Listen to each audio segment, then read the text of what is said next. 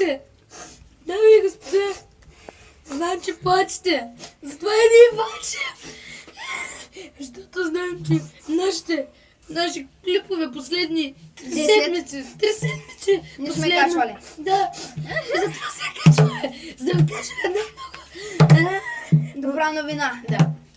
Скоро почваме от начало, пак да почваме. Да. Хубави клипове. Защото предишните Прекачваме. 10 имахме 3 свестни и няколко... Ей така. Така темповни. Един от тях най-вероятно ще е утре.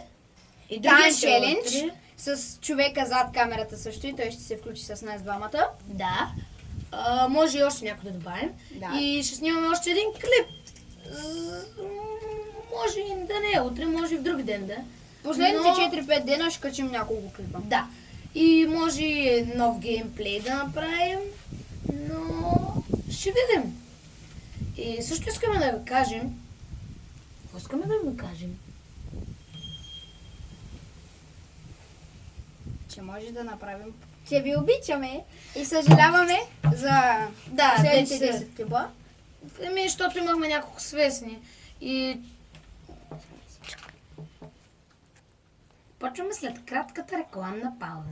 Тази кратка рекламна пауза я направихме, защото ние двамата сме много така. А по този зад нас е много тъп.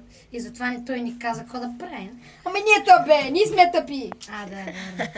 Сега искаме да ви кажем, че след няколко дена мога да качим пародия на Меси. Защото Изпуснали качихме го на Роналдо. И ви благодарим за гледанията. Защото много хора от вас обичат Роналдо, и други обичат Меси. И за да няма Роналдо is the разделение. best.